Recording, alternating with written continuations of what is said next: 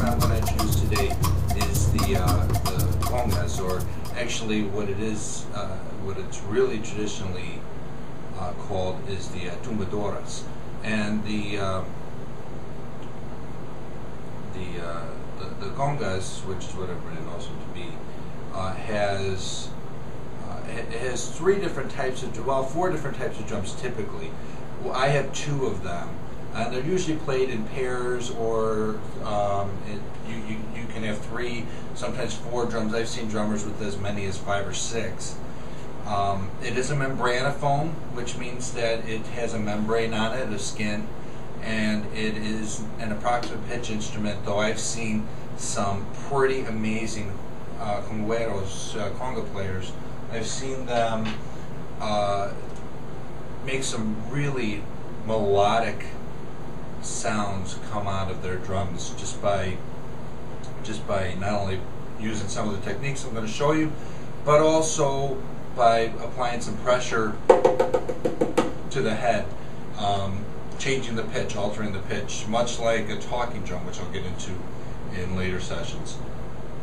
So the conga comes from Cuba, and around that area, and it's thought to have had some origins in African traditions. Basically, what it's thought of is, and you can see kind of by its shape, that they started off as reusing barrels. And what you see now in terms of construction is we typically have an oak or fiberglass shell, and that shell is usually staved. So if you look really close at a conga, you'll see different staves, different pieces of wood that are all glued together, and usually have a band on them to keep them together. And these happen to be made out of oak. The four different drums, the four different names of the drums are, you would have what's called a requinto, and requinto would be the 10-inch conga. Then you'd have your quinto, which I have here, which is an 11-inch conga. You'd have an 11 3/4-inch conga, which is your conga itself, and then you have your tumba, which is usually about 12 inches. And so you have the main ones are the quinto, the conga, and the tumba, and that will comprise the majority of what you're going to see out there. And what you see here is really a very popular kind of entry level, to be honest with you, set of congas. They're just a little smaller. I personally like them. I like the sound. These happen to be cosmic percussion. They're kind of old CP, which is a derivative of Latin percussion. But there's a variety of other makers out there. There's custom ones. You can expect to pay anywhere between $350 for a set of these to a couple $1,000 for a set of full-size custom congas. So let's get into a little bit of how these congas are played. Now, there's a couple of techniques. The first technique in playing is the bass tone. Now, I'm going to kind of lift the drum up a little bit here, and that sounds that sounds not me. That was from the chair. And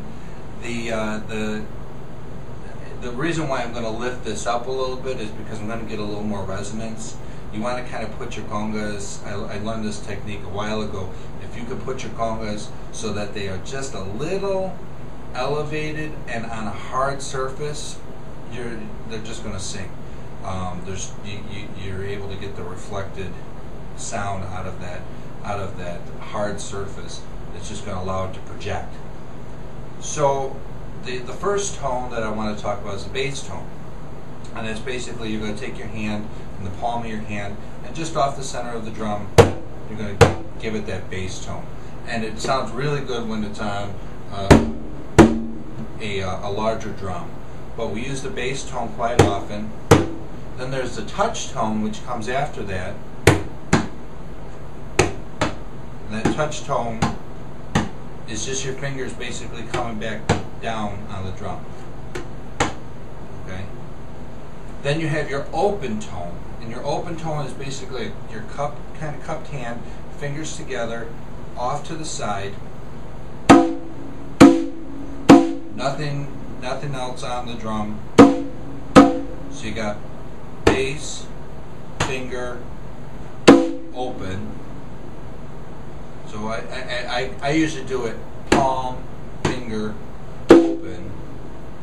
And then after that, we have the golpe seco, which is the dry slap. And the dry slap is basically it's actually a rather advanced technique. The best way that I found to do this is when you have your hand resting on the drum. Bring your hand off to the side and hit it towards you, right at the edge. Now that's the golpe seco. Now you also get a slap sound if you do that same kind of slap open, and you hear that a lot when there's solos being played. And with regard to some of the techniques I use on the congas, I actually use some djembe techniques to get some of those slapping sounds. So a djembe technique would be where you would slap it with your fingers, almost like a cat o' nine tails, something like that, and you get that nice kind of reminiscent of Oye Como Va type of sound. So I'm just going to play a simple, I believe this is the Wawanko. This is just a very simple tumbao of playing. Okay, this is the way it goes. Now that's palm, finger, slap, finger, palm, finger, open, open. So let's try that again. It's palm, finger, slap, finger, palm, finger, open, open. Now you find this kind of thing in a lot of ballads.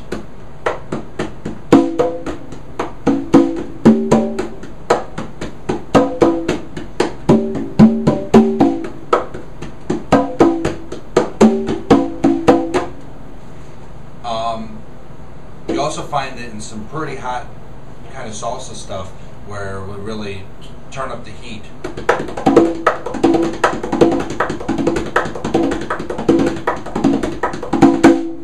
And you're going to find that most conga pieces are going to have a clave that goes with them. Clave, either son clave or rumba clave. Those are going to be played, and I'll get into that in a later session, and I'll show you how the two come into play. It's that type of sound, and that's kind of the way you actually count everything off with the congas. At least I do. So this is Rich Cruz again. Thanks for tuning in, and I hope you learned a little something. Tune in again. I will introduce another instrument out of the many instruments I have here from different parts of the world. And thanks for, again, tuning in. Take care now. Bye.